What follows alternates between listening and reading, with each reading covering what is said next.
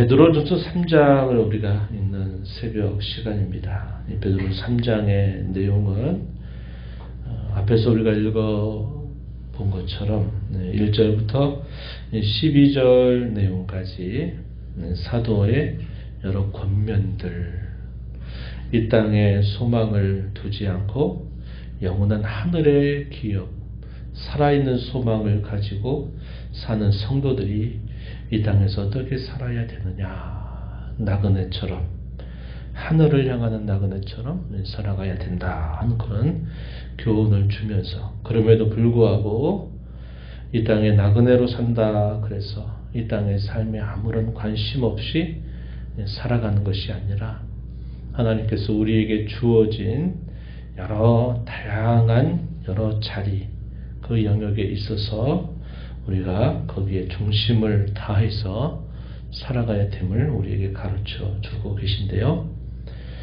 우리가 읽은 앞부분에서는 남편과 아내에게 주는 권면이 있습니다. 고난과 박해의 시대 가운데서도 분명히 하나님이 우리에게 원하시는 그 본분이 있다. 그리고 중간 부분에서는 교회를 이루는 성도들을 향해서 또 이렇게 살아야 된다. 여러 권면을 표현하고요.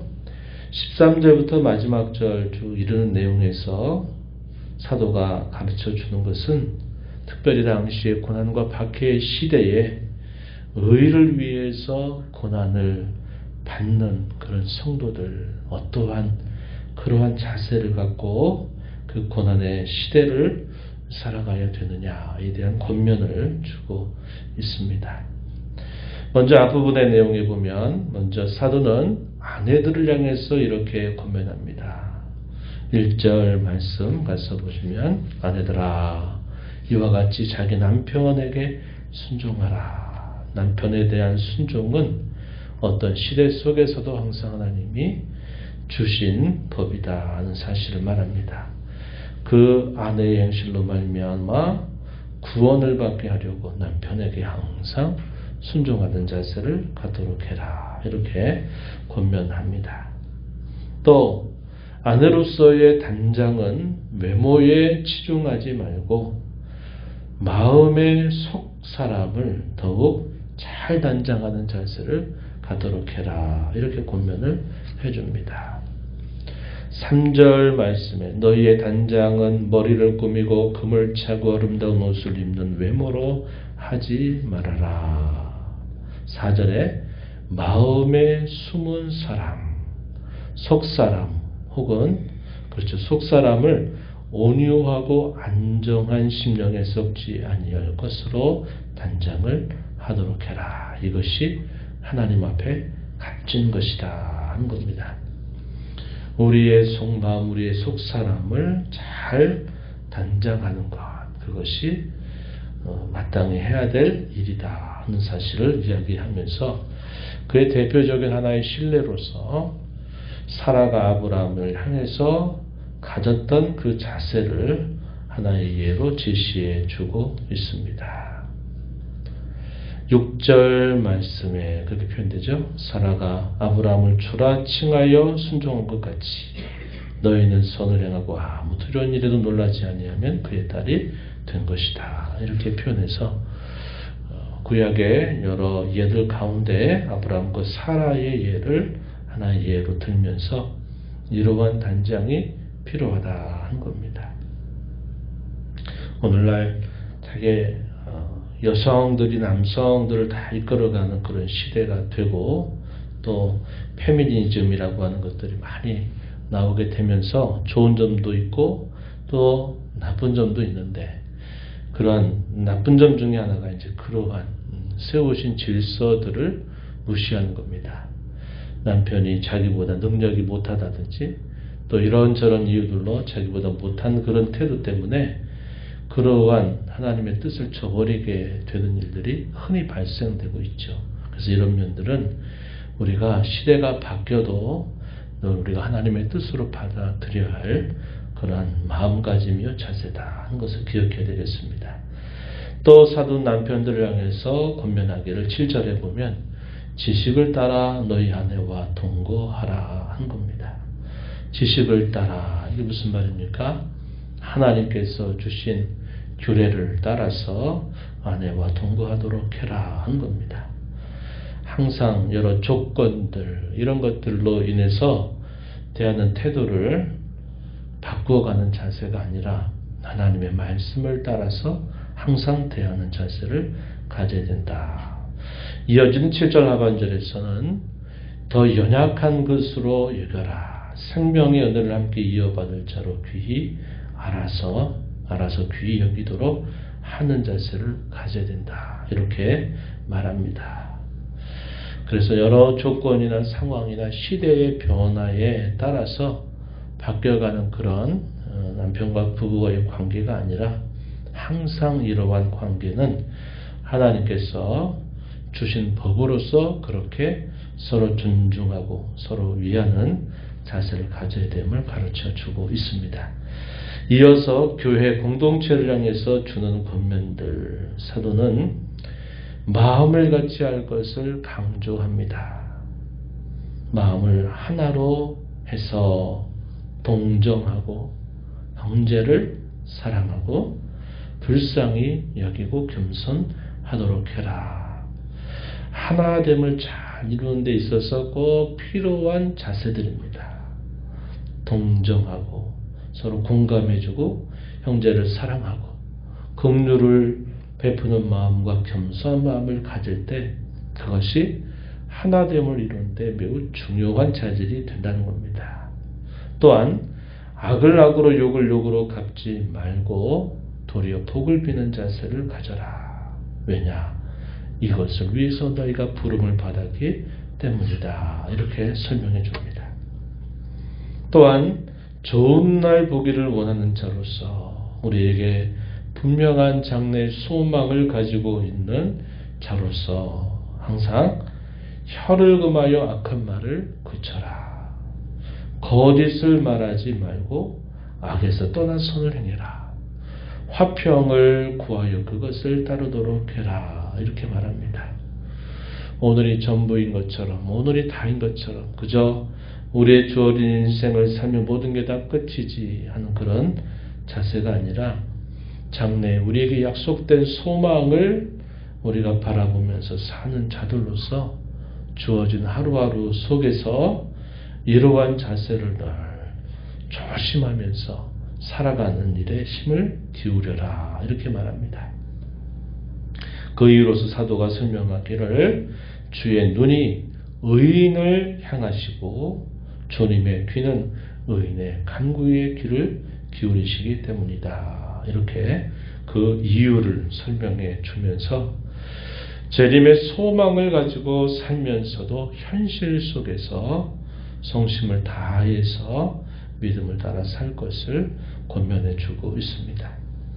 이어서 13절부터 쭉 이어지는 말씀은 고난과 시련 속에서 어떻게 성도로 살아야 될까에 대한 여러 권면들을 주고 있습니다. 특별히 베드로 전서는 이 고난에 대한 그리고 시련에 대한 여러 교훈들이 잘 소개되고 있는 성경 중에 하나입니다. 그래서 특히 박해와 고난의 시대 그런 가운데서 성도는 고난 속에서도 그 고난에 대한 어떠한 태도를 가지고 살아야 되느냐 하는 것을 가르쳐 줘요. 우리가 오늘 살아가면서 여러 공경과 시련과 어려움을 만날 때 우리가 어떻게 해야 되느냐 하는 것으로 우리가 이 교훈을 마음에 새기며 살 수 있어야 하겠습니다. 13절 말씀에 가서 보시면은 열심으로 선을 행하도록 해라. 이렇게 말합니다. 그러면 그 누구도 영혼의 멸망을 가져다 두지 못한다. 누구도 해야지 못하게 될 것이다. 열심으로 선을 행하도록 해라. 이렇게 권면하고 선을 행하는 것으로 인하여 고난을 당한다 하더라도 그것이 복인 줄 알고 살아야 되겠다. 이렇게 가르쳐 주고 있습니다. 의를 위하여서 고난을 받는 자 그것은 참으로 복된 일이다. 이렇게 말씀을 해줍니다. 14절 말씀에서 이렇게 소개하죠. 이것은 예수님께서 가르쳐 주셨던 팔복 가운데서도 잘 소개되고 있는 말씀이죠. 의를 위하여 박해를 받는 자가 복이 있다. 이 말씀을 우리로 기억나게 해주는 표현입니다. 그리고 그러한 고난을 당하게 될 때 어떤 마음을 가져라 고면하냐면 그들의 두려움, 그들의 위협을 두려워하지 말아라. 근심하지도 말 것이요. 오히려 그리스도를 주님으로 삼아서 늘 거룩하게 해라. 소망에 관한 분명한 대답 혹은 이유를 항상 준비해서 그 소망을 온유함과 두려움으로 항상 말할 줄 알도록 준비하면서 살아라. 이렇게 말합니다. 고난 당하고 위협을 당하면 그 고난과 위협으로 인하여 약해지고 타협하고 굴종하고 하는 그런 태도를 사는 것이 아니라 고난 속에서도 의연하고 담담하게 이런 모든 일들을 대하게 된다면 사람들이 묻겠죠. 도대체 너는 어떻게 된 사람이냐? 다 누구든지 위협하고 박해하고 협박과 공갈을 하게 되면 다 수그러지고 다 변절하고 다 타협하는데 도대체 너는 왜 그렇게 하지도 않냐? 이렇게 이게 물을 수 있겠죠. 항상 그러한 자들을 향해서 자신이 가지고 있는 그 소망에 관한 분명한 대답을 항상 준비하고 있어라. 그리고 온유함과 두려움으로 그것을 잘 말할 줄 알도록 하라. 이렇게 권면해 주고 있는 겁니다.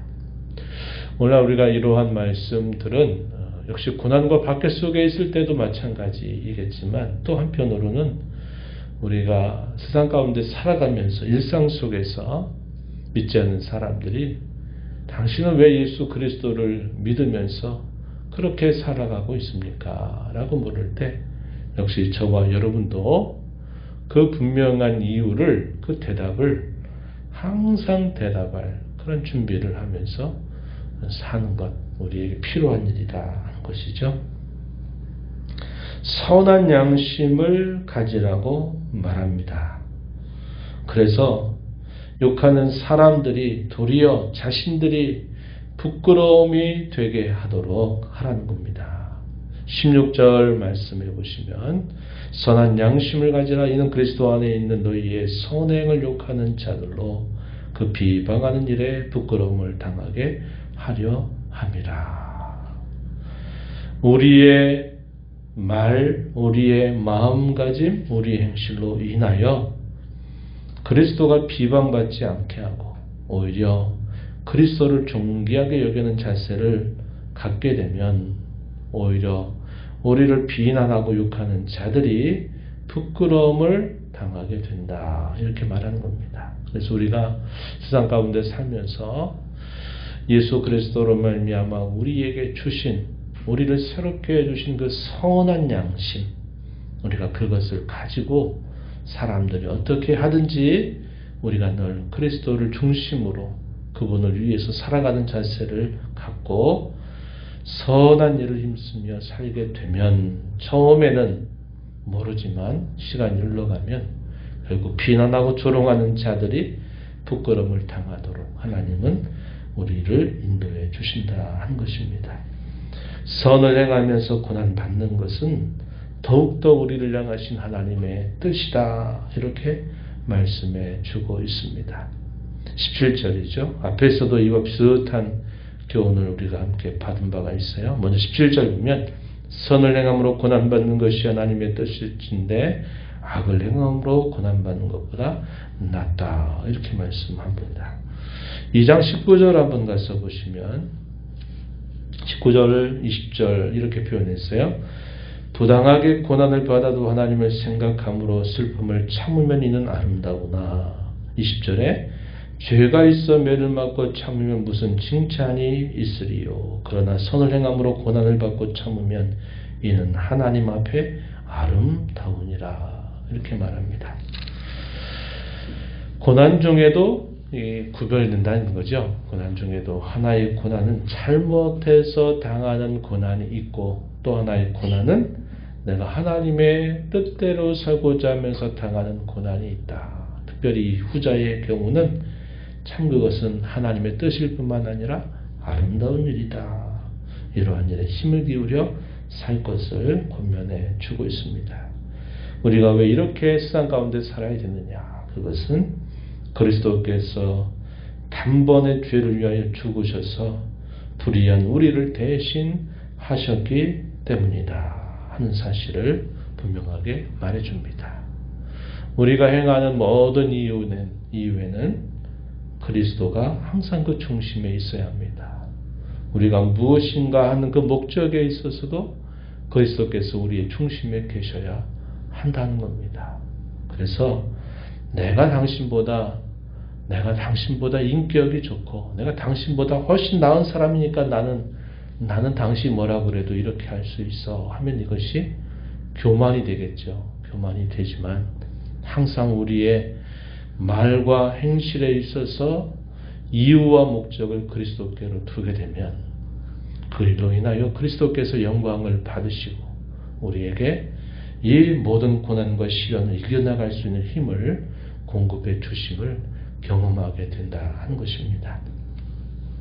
오늘 우리가 이 땅에 살아가는 우리의 삶 속에서도 비록 우리가 영원한 하늘의 기업을 바라보면서 나그네처럼 살아간다 하더라도 하나님께서 우리에게 이루어주신 가정, 우리에게 묶어주신 주님의 교회, 또 고난과 밖에 이 세상을 살아가는 우리 모든 삶 속에서도 늘 하나님께로부터 받은 애 감사하면서 그리스도를 중심으로 날 살아가는 저와 여러분이 되기를 진심으로 바랍니다. 하나님 아버지 감사합니다. 오늘 이렇게 눈이 내리는 새벽 시간 주께서 이 땅에 저희들을 구하시기 위해서 이 땅에 탄생하신 나를 기념하며 또 하나님 앞에 기뻐하는 귀한 하루를 허락해 주시면 감사합니다. 이 새벽 시간 또 새벽을 깨워 주 앞에 나온 모든 심령들에게 하나님께서 풍성한 은혜를 더하여 주옵소서. 사도를 통하여 주시는 권면처럼 하나님의 영원한 나라를 기업으로 상속받을 자로 하늘을 향하는 나그네로 살아간다 하더라도 하나님께서 우리에게 묶어주신 가정, 우리에게 허락하신 주의 몸된 교회, 또 우리가 살아가는 이 세상 속에서 우리 하나님을 중심으로 그리스도를 늘 모시고 살아가는 삶에 힘을 기울여야 됨을 저에게 말씀해 주십니다. 이러한 말씀의 교훈들을 마음에 잘 새겨서 저희의 가정을 잘 돌보는 일과 또 몸된 교회를 또 우리가 이루며 무엇보다도 한 마음, 한 생각을 가지고 제 몸된 교회를 이루어가는 일과 세상 속에서 고난과 박해 가운데서도 의를 위해서 고난당함으로 그리스도께 영광이 되고 또 하나님의 크신 은혜를 경험해 나가는 저희들의 삶이 되도록 은혜를 더하여 주옵소서. 은혜의 보호자 앞에 나와 아버지 은혜를 구하는 모든 심령들의 간구를 기울여 주시며 응답하시기를 바라고 예수님 이름으로 기도하옵나이다. 아멘.